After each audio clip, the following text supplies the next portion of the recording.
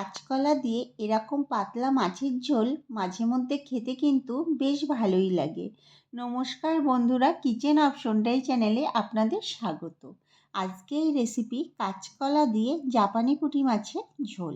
আমি এখানে পরিমাণ মতো মাছ ভালো করে ধুয়ে আগে থেকেই নুন হলুদ মাখিয়ে রেখেছিলাম, ওই 20-25 মিনিট আগে মাখিয়ে রেখেছি। আর মশলা হিসেবে নিয়েছি গোটা জিরে, আদা আর কাঁচা লঙ্কা। তবে ঝালটা আপনারা আপনাদের প্রয়োজন অনুযায়ী ব্যবহার করবেন। এখন কড়াইতে তেল বসিয়ে দিয়েছি। তেলটা ভালো মতো গরম হয়ে গেলে মাছগুলোকে ভাজার জন্য দিয়ে দিলাম। 3 থেকে 4 মিনিট পর মাছগুলোকে উল্টে দিলাম। অপর পিঠও একইভাবে লাল করে ভেজে তুলে নিচ্ছি। ওই তেলের মধ্যেই বাকি মাছগুলোকেও দিয়ে দিলাম ভেজে নেওয়ার জন্য। একইভাবে লাল লাল করে ভেজে তুলে নেব। দেখুন মাছগুলো যখন এরকম হয়ে লাল হয়ে আসবে তখন তুলে নিতে হবে।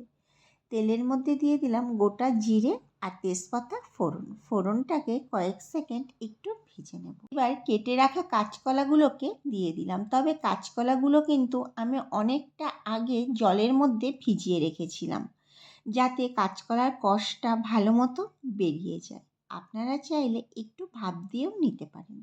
দিয়ে দিলাম পরিমাণ মতো লবণ এবং পরিমাণ মতো হলুদ, আর দিয়ে দিলাম 1 মুঠো টমেটো কুচি। এখন সব কিছু বেশ ভালো করে নাড়াচাড়া করে নেব।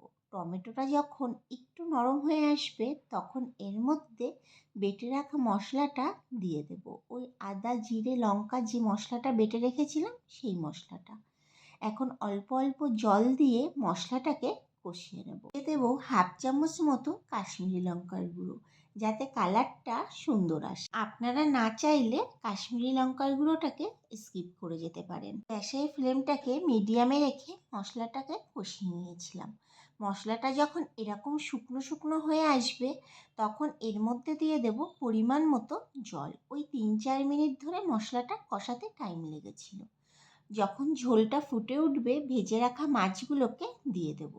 ঝোলের মধ্যে ভালোভাবে মিশিয়ে দেবো, যাতে ঝোলটা মাছের মধ্যে সুন্দর ঢুকে যায়। এবার 10 মিনিট মতো ফুটিয়ে নেব। 10 মিনিট পর আপনাদের দেখাচ্ছি। আপনাদের যতটা ঝোল রাখার প্রয়োজন আপনারা ততটাই রাখবেন। আমি দেখে নিচ্ছি কাঁচকলাগুলো সিদ্ধ হয়েছে কিনা। কাঁচকলাটা সুন্দর নরম হয়ে গেছে। এখন একটু নেড়ে নেব, আর নামানোর আগে দিয়ে দেবো উপর থেকে কিছুটা ধনেপাতা কুচি। ধনেপাতাটাকে ভালো করে মিশিয়ে নিয়ে কড়াই থেকে নামিয়ে নেব। তৈরি হয়ে গেল কাঁচকলা দিয়ে জাপানি পুঁটি মাছের পাতলা ঝোল। আপনারা এইভাবে একদিন বাড়িতে করে দেখতে পারেন। গরম ভাতের সাথে খেতে কিন্তু দারুণ লাগে। আপনারা চাইলে কাঁচকলার সাথে কয়েক পিস আলুও এর মধ্যে ব্যবহার করতে পারেন।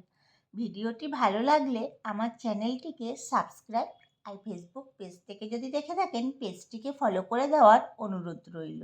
দেখা হচ্ছে নতুন একটি ভিডিওতে।